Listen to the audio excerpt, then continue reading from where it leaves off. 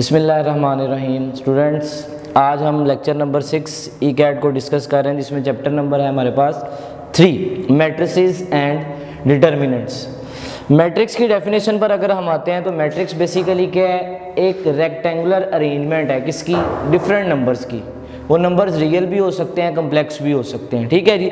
जब मुख्तलिफ किस्म के नंबर्स को हम रेक्टेंगुलर पैटर्न पर, रेक्टेंगुलर पैटर्न का मतलब होता है हॉरिजॉन्टल प्लस वर्टिकल पैटर्न पर जब अरेंज कर देते हैं, तो इस तरह के अरेंजमेंट को हम क्या कहते हैं, मैट्रिक्स कहते हैं। With it is enclosed within the square brackets. Horizontal pattern of elements is called rows of matrix and vertical pattern is called columns of matrix. इस मैट्रिक्स में हम बता सकते हैं कि इसके अंदर 2 रोज है और 3 हमारे पास क्या है, कॉलम्स हैं।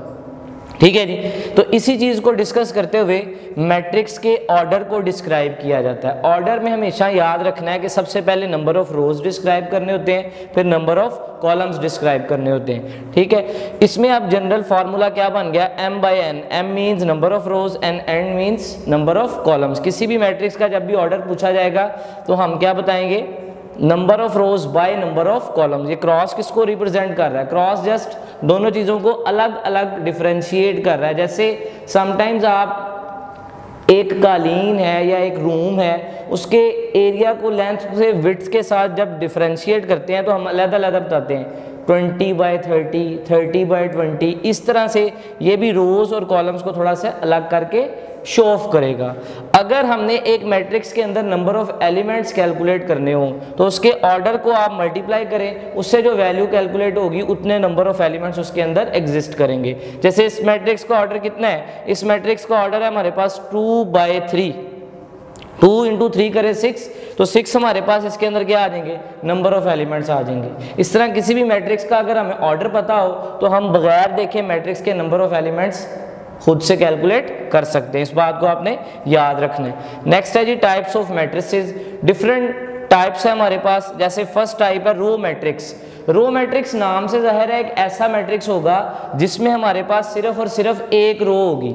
ठीक है जी। कॉलम्स जितने मर्जी हों लेकिन रोज कितनी होंगी, सिर्फ और सिर्फ 1। यानी इसके जनरल ऑर्डर को हम इस तरह डिस्क्राइब करते हैं 1/n, कि कॉलम्स कुछ भी हो सकते हैं लेकिन रोज हमेशा कितनी होंगी, 1 होंगी। सेम इसी तर्ज पर इसके जो ओपोजिट है कॉलम मैट्रिक्स है। कॉलम मैट्रिक्स में क्या होता है कि रोज जितनी मर्जी हो लेकिन कॉलम्स सिर्फ और सिर्फ कितने होंगे, 1 होंगे। कॉलम सिर्फ और सिर्फ कितने होंगे जी, 1 होंगे। तो ये 2 एग्जांपल्स हैं, एक रो मैट्रिक्स की और एक कॉलम मैट्रिक्स की है। इसमें सिर्फ एक कॉलम है, इसमें सिर्फ एक रो है। नेक्स्ट है स्क्वायर मैट्रिक्स। स्क्वायर मैट्रिक्स नाम से जाहिर है कि एक ऐसा मैट्रिक्स होगा जिसमें लेंथ और विड्थ, यानी कहने का मतलब रोज और कॉलम्स की तादाद क्या होगी, बराबर होगी। जैसे ये एग्जांपल यहाँ पे कोड की हुई है, दिस मैट्रिक्स हैज ऑर्डर 3/3। तो जितने भी स्क्वायर मैट्रिक्स होते हैं उनके ऑर्डर में जितनी रोज होंगी उतने ही कॉलम्स होंगे। तो समटाइम्स हम स्क्वायर मैट्रिक्स को जनरली इस तरह से भी डिस्क्राइब करते हैं, square matrix of order 2, square matrix of order 3, square matrix of order 4। जैसे ये मैट्रिक्स हमारे पास जो नजर आ रहा है, ये मैट्रिक्स क्या है, स्क्वायर मैट्रिक्स ऑफ ऑर्डर 3। 3/3 अगर नहीं भी कहते तो इट्स ओके।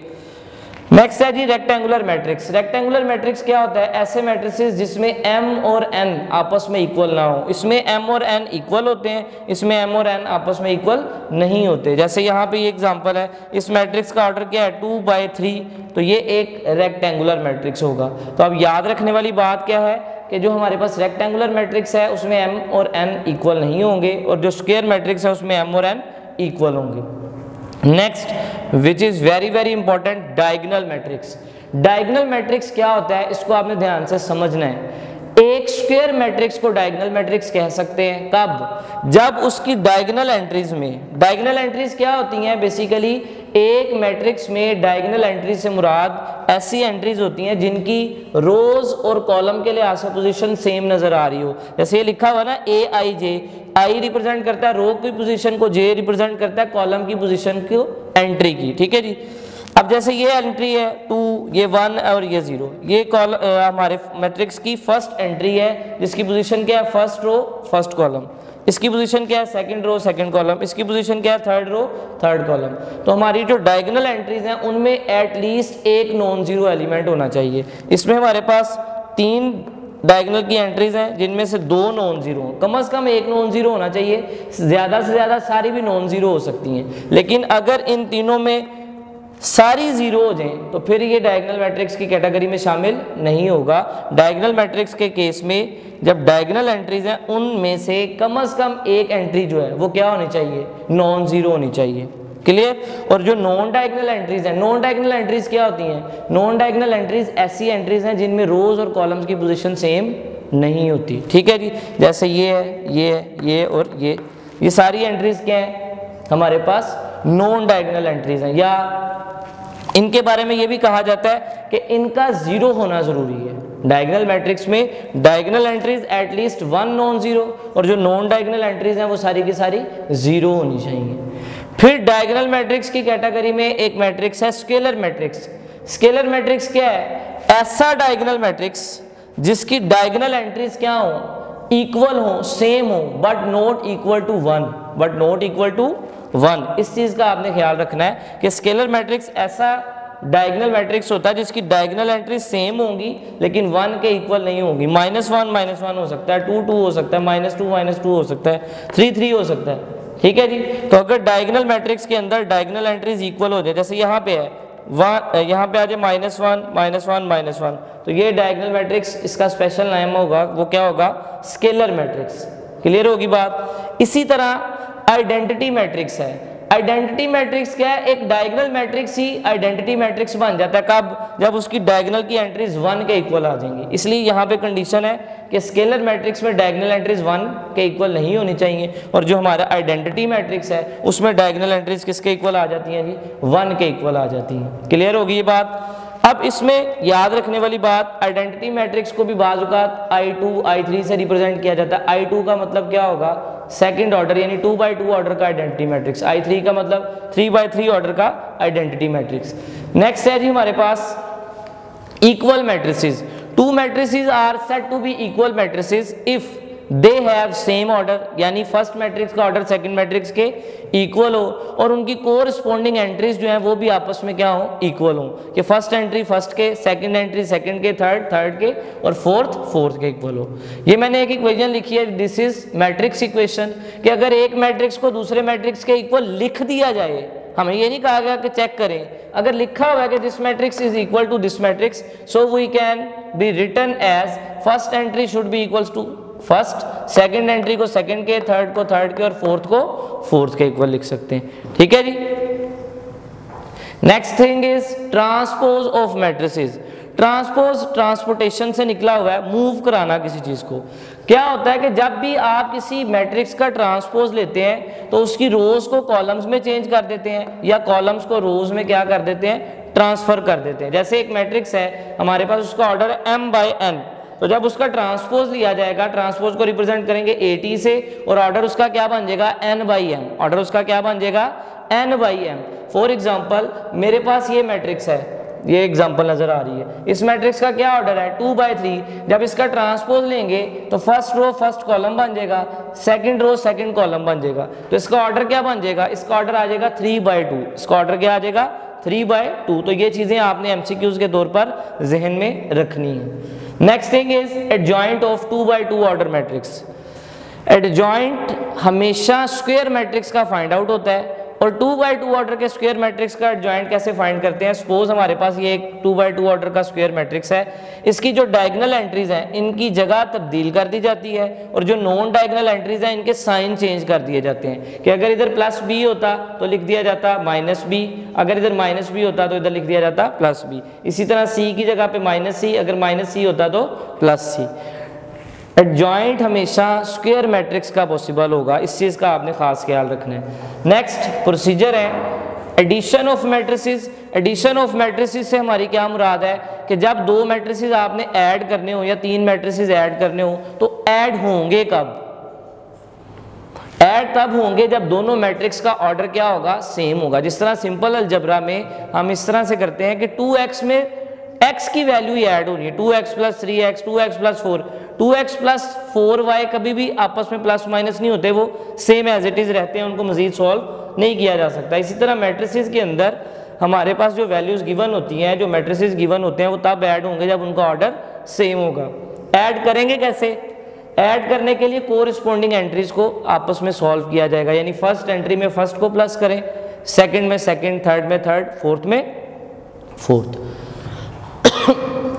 नेक्स्ट है subtraction of matrices. Subtraction of matrices में लिखा हुआ मैंने सेम एज एडिशन, ये भी वैसा ही है कि ऑर्डर दोनों मैट्रिसेस का, गिवन मैट्रिसेस का सेम होना चाहिए। उसके बाद फर्स्ट एंट्री में से फर्स्ट को माइनस कर दें, सेकंड में से सेकंड, थर्ड में से थर्ड को माइनस कर दिया जाए। Critical thing is multiplication of matrices. Multiplication of matrices में दो कैटेगरीज हैं, एक मैंने यहाँ पे शो की हुई है, एक मैंने हाइड की हुई है। एक ये होता है कि अगर आपने किसी कांस्टेंट या किसी स्केलर नंबर को मैट्रिक्स से मल्टीप्लाई करना हो तो उसका तो बड़ा आसान तरीका है कि उस नंबर को मैट्रिक्स के अंदर मौजूद तमाम एंट्री से 1 बाय 1 क्या कर देते हैं, मल्टीप्लाई कर देते हैं। फॉर एग्जांपल मेरे पास एक मैट्रिक्स है यही वाला, इसके साथ मैंने 3 को मल्टीप्लाई करना है तो 3 1s are 3, 3 2s are 6, 3 into 0 0, 3 into -1 -3, 3 5s are 15, 3 9s are 27, इस तरीके से मल्टीप्लाई हो जाएगा। लेकिन क्रिटिकल पॉइंट क्या है या टेक्निकल चीज क्या है कि मल्टीप्लिकेशन ऑफ टू मैट्रिसेस, दो मैट्रिक्स मल्टीप्लाई कब होंगे? जब फर्स्ट मैट्रिक्स के कॉलम्स की तादाद सेकंड मैट्रिक्स के रोज की तादाद के बराबर हो, यानी number of columns of first matrix should be equal to number of rows of second matrix, तब मैट्रिक्स मल्टीप्लाई हो सकते हैं आपस में, अदरवाइज मल्टीप्लाई नहीं होंगे। मल्टीप्लाई करना कैसे है? फर्स्ट मैट्रिक्स की रोज को सेकंड मैट्रिक्स के तमाम कॉलम्स के साथ मल्टीप्लाई करेंगे, यानी एक रो ले ली फर्स्ट मैट्रिक्स से, उसको सेकंड मैट्रिक्स के कॉलम्स के साथ 1 बाय 1 मल्टीप्लाई करते चले जाएंगे। ठीक है जी, जैसे यहाँ पे मैंने लिखा, अंडरस्टूड बात है, जब दो मैट्रिक्स को मल्टीप्लाई करेंगे तो रिजल्टेंट में भी एक मैट्रिक्स आएगा, उस मैट्रिक्स को मैंने कह दिया सी मैट्रिक्स। ए मैट्रिक्स का ऑर्डर फर्ज कर लिया मैंने कितना है 3 बाय 2, बी मैट्रिक्स का ऑर्डर कितना है 2 बाय 1। अब ये दोनों मैट्रिक्स मल्टीप्लाई हो सकते हैं, क्यों? फर्स्ट के कॉलम्स कितने हैं 2, सेकंड की रोज कितनी है 2, मल्टीप्लाई हो सकते हैं। ओके, अब जो रिजल्टेंट मैट्रिक्स आएगा, असल में तो टेस्ट के अंदर हमने ये चीजें देखनी होती हैं कि किए बगैर हमें पता चल जाए चीजों के बारे में, तो उसमें ये चीज है कि आपके पास थर्ड मैट्रिक्स या रिजल्टेंट मैट्रिक्स का ऑर्डर आना क्या है, वो याद रख लें कि जो रिजल्टेंट मैट्रिक्स होता है उसके ऑर्डर में जो रोज हैं वो फर्स्ट मैट्रिक्स की रोज के बराबर होती हैं और जो उसके कॉलम्स हैं वो सेकंड मैट्रिक्स के कॉलम्स के बराबर होते हैं।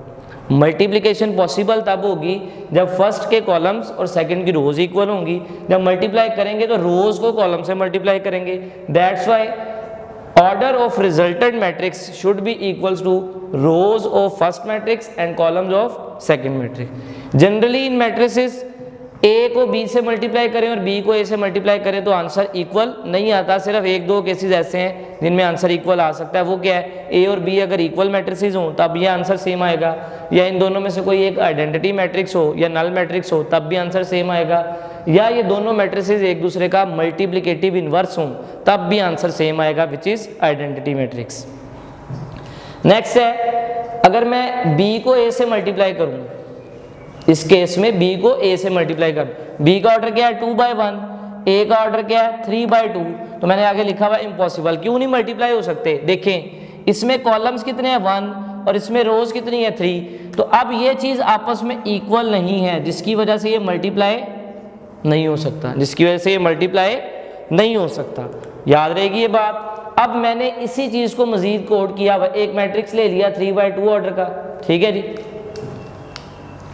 नेक्स्ट, या ये मेरे पास 3 बाय 3 ऑर्डर का एक मैट्रिक्स है और ये मैट्रिक्स किस तरह है, 1 हमारे पास 3 रोज है और 1 इसमें क्या है जी कॉलम है। ये मैट्रिक्स 3 बाय 3 ऑर्डर का, ये मैट्रिक्स जो है 3 बाय 1 ऑर्डर का। अब होता क्या है कि इसके कॉलम्स कितने हैं, इसके कॉलम्स हमारे पास 3 हैं, इसकी रोज कितनी है 3 है, मल्टीप्लाई हो सकते हैं। करेंगे कैसे? 4 को 1 से मल्टीप्लाई किया 4 आया, फिर प्लस 1 को 2 से किया 2 आ गया, 6 को 3 से किया 18 आ गया, 18 प्लस वैल्यूज को ऐड किया तो हमारे पास 24 आ गया। इसी तरह इस रो को इस कॉलम से किया 24 आ गया, इस रो को इस कॉलम से किया 5 आ गया। बताने का मकसद यह है कि इस मैट्रिक्स का ऑर्डर था 3 बाय 3, इस मैट्रिक्स का ऑर्डर है 3 बाय 1, तो रिजल्टेंट मैट्रिक्स का ऑर्डर क्या हुआ, इसकी रोज और इसके कॉलम्स, इसकी 3 रोज थी और इसके 1 कॉलम थे, इस वजह से इसका ऑर्डर 3 बाय 1 बन गया। Next thing is 2x2 order का डिटर्मिनेंट। डिटर्मिनेंट बेसिकली होता क्या है, किसी एक स्क्वायर मैट्रिक्स की जब हमने वैल्यू कैलकुलेट करनी होती है, वैल्यूएशन करनी होती है, तो वो चीज़ क्या कहलाती है, उसका डिटर्मिनेंट कहलाती है। फर्ज कर लें एक मैट्रिक्स ए है, इसके डिटर्मिनेंट को एब्सोल्यूट के साइन से रिप्रेजेंट किया जाता है। कैलकुलेट कैसे करते हैं, डायगोनल वैल्यूज को मल्टीप्लाई करते हैं, दरमियान में माइनस आता है और फिर नॉन डायगोनल एंट्रीज को मल्टीप्लाई कर दिया जाता है। अच्छा जी, नेक्स्ट हमारे पास है properties of matrices with respect to addition as well as multiplication. Addition के लिहाज से मैट्रिसेस में कौन कौन सी प्रॉपर्टीज होल्ड कर सकती हैं। एक तो है कम्यूटेटिव प्रॉपर्टी, यानी फर्स्ट मैट्रिक्स को सेकंड में ऐड करें या सेकंड को फर्स्ट में ऐड करें तो आंसर दोनों का क्या आएगा, सेम आएगा। इसी तरह एसोसिएटिव प्रॉपर्टी है विद रिस्पेक्ट टू एडिशन, वो भी होल्ड कर जाती है, यानी फर्स्ट टू मैट्रिसेस को ऐड करके थर्ड में ऐड कर लें या लास्ट टू को ऐड करके फिर फर्स्ट में ऐड कर लें तो आंसर पे कोई फर्क नहीं पड़ता। एडिटिव आइडेंटिटी, आइडेंटिटी बेसिकली हम उस एलिमेंट को बोलते हैं जिसको किसी दूसरे एलिमेंट के साथ ऑपरेट किया जाए तो उस दूसरे नंबर पर फर्क ना पड़े। तो एडिटिव आइडेंटिटी मैट्रिसेस की दुनिया में कौन है, नल मैट्रिक्स। नल मैट्रिक्स को किसी भी दूसरे मैट्रिक्स के साथ, यानी ऑर्डर दोनों का सेम होना चाहिए, ये बात ध्यान में रखनी है। ये नहीं हो कि इसका ऑर्डर अगर 2/3 है तो इसका 3/4 हो, तब ये ऐड नहीं होंगे। हर ऑर्डर ऑफ मैट्रिक्स के लिए अपने अपने ऑर्डर का एक नल मैट्रिक्स मौजूद है मैट्रिसेस में। तो जब हम दो मैट्रिसेस को ऐड करें, फर्स्ट मैट्रिक्स को सेकंड में या सेकंड को फर्स्ट में, तो आंसर दोबारा वही मैट्रिक्स आ जाए, यानी ए मैट्रिक्स बार बार आए। तो ये जो ओ लिखा हुआ है, ये ओ किसको शो कर रहा है, नल मैट्रिक्स को। नल मैट्रिक्स बेसिकली यहाँ पे एडिटिव आइडेंटिटी का रोल प्ले करता है। नेक्स्ट है जी मल्टीप्लिकेशन के लिहाज से प्रॉपर्टीज। पहली है मल्टीप्लिकेटिव आइडेंटिटी। मल्टीप्लिकेटिव आइडेंटिटी नाम से जाहिर है कि एक ऐसा मैट्रिक्स होना चाहिए जिसको किसी दूसरे मैट्रिक्स से मल्टीप्लाई करें तो आंसर पहले वाला मैट्रिक्स ही आ जाए। तो आइडेंटिटी मैट्रिक्स ही एक ऐसा मैट्रिक्स है जिसको हम फर्स्ट मैट्रिक्स के साथ या सेकंड मैट्रिक्स के साथ मल्टीप्लाई करें तो आंसर वो मैट्रिक्स दोबारा खुद ब खुद आ जाता है। यानी आई को ए से मल्टीप्लाई करें या ए को आई से मल्टीप्लाई करें तो आंसर कितना आ जाता है, ए आ जाता है। क्लियर होगी बात। तो आई यानी आइडेंटिटी मैट्रिक्स जो है ये मल्टीप्लिकेटिव आइडेंटिटी में शुमार होगा और जो नल मैट्रिक्स है वो एडिटिव आइडेंटिटी में शुमार होगा। फिर मल्टीप्लिकेशन की दुनिया में एसोसिएटिव प्रॉपर्टी मल्टीप्लिकेशन के लिहाज से भी यहाँ पे होल्ड करती है, यानी a into B C then A B into C, ये भी आपस में क्या होगा, इक्वल होगा। कि अगर इधर लास्ट टू को मल्टीप्लाई करवा के फर्स्ट के साथ मल्टीप्लाई करवाए तो इधर फर्स्ट टू को मल्टीप्लाई करवा के थर्ड के साथ मल्टीप्लाई कराएंगे। कम्यूटेटिव प्रॉपर्टी मल्टीप्लिकेशन में होल्ड नहीं करती, ये पहले भी ऑलरेडी हम डिस्कस कर चुके हुए हैं। फिर है जी associative property of scalar multiplication. Scalar multiplication यानी दो स्केलर नंबर एक मैट्रिक्स के साथ मल्टीप्लाई हो रहे हैं तो उसको हम किस तरह से देख सकते हैं। जैसे देखें, पहले दोनों नंबर्स को मल्टीप्लाई करके मैट्रिक्स के साथ मल्टीप्लाई कर लें या इनमें से एक नंबर पहले मैट्रिक्स के साथ मल्टीप्लाई कर लें, जो आंसर आएगा उसको फिर पहले वाले नंबर के साथ मल्टीप्लाई कर लें, तब भी आंसर पे कोई फर्क नहीं पड़ने वाला।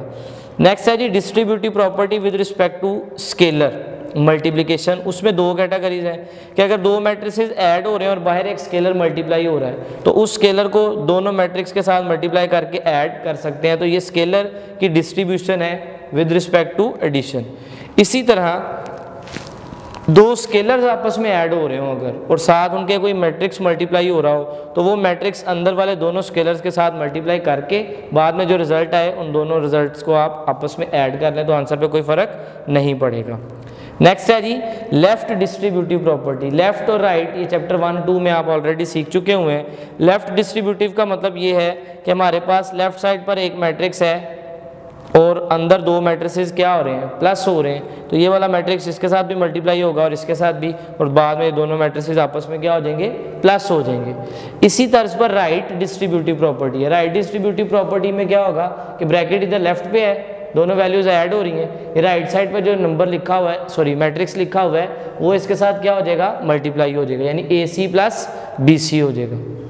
इसी तरह यहाँ पे इसी के अकॉर्डिंग हमने एक और प्रॉपर्टी लिख ली।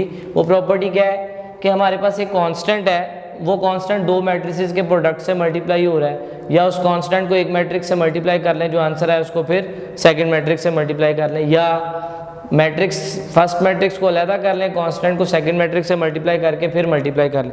इन तीनों के आंसर भी हमेशा क्या आएंगे, सेम आएंगे।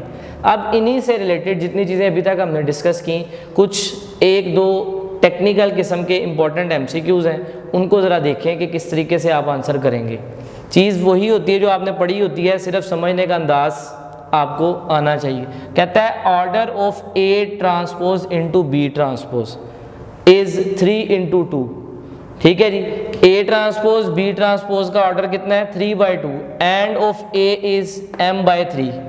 अब जरा गौर से देख लें, ए का ऑर्डर क्या m/3 है, तो ए ट्रांसपोज का ऑर्डर क्या होगा, ये होगा 3/m।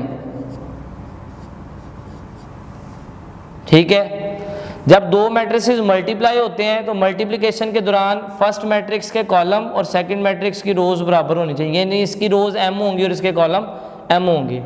और जो रिजल्टेंट मैट्रिक्स का ऑर्डर होता है वो कैसे बनता है, रिजल्टेंट मैट्रिक्स का ऑर्डर हमें ये बताता है फर्स्ट मैट्रिक्स की रोज और सेकंड के कॉलम्स, यानी सेकंड मैट्रिक्स में फिर कॉलम्स कितने होंगे 2। ये चीज़ मैंने आपको पहले समझाई थी, दोबारा से देख लें कि हमारे पास ए ट्रांसपोज बी ट्रांसपोज का ऑर्डर ये है 3 इंटू 2। इससे हम जज कर सकते हैं, और ए का ऑर्डर उसने खुद दिया हुआ है m/3, ए का ऑर्डर m/3 है, तो ए ट्रांसपोज का ऑर्डर क्या होगा 3/m, वो मैंने इधर मेंशन कर दिया। ठीक होगी बात। अब दोनों मैट्रिक्स मल्टीप्लाई कैसे हो सकते हैं, अगर इसके कॉलम और इसकी रोज बराबर हो, इसके कॉलम्स कितने लिखे हुए 3, तो इसकी रोज कितनी होनी चाहिए 3m होनी चाहिए, सॉरी।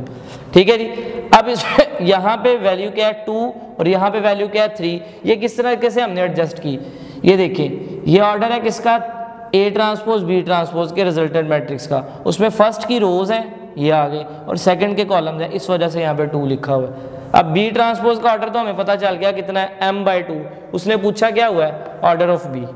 ठीक है जी, तो वो कितना होगा 2/m होगा। इस तरीके से आपने टेक्निकल वे पे जाते हुए जल्द से जल्द इसको सॉल्व करने की कोशिश करनी। नेक्स्ट है ए मैट्रिक्स गिवन है, आइडेंटिटी मैट्रिक्स गिवन ना भी होता हमें पता होना चाहिए। Then find the value of k so that एक इक्वेशन आपके पास गिवन है a² = 8a + ki।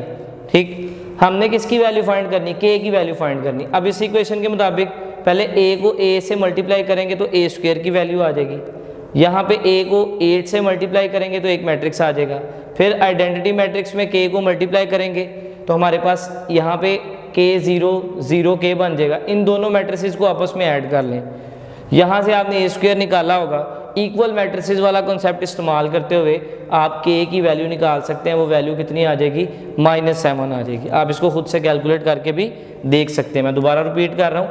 a को आपने a से मल्टीप्लाई किया, a² की वैल्यू आ गई, a को 8 से मल्टीप्लाई किया तो ये कितना बन जाएगा 8 1 जार 8, 8 × 0 0 -8, 8 7 जार 56। ठीक हो गया, यहाँ से k को अंदर मल्टीप्लाई करेंगे तो k 0 0 k, इनको ऐड कर लें फर्स्ट मैट्रिक्स को सेकंड मैट्रिक्स के साथ और इसके इक्वल रख लें तो k की वैल्यू इजीली फाइंड आउट हो सकती है, विच इज़ -7।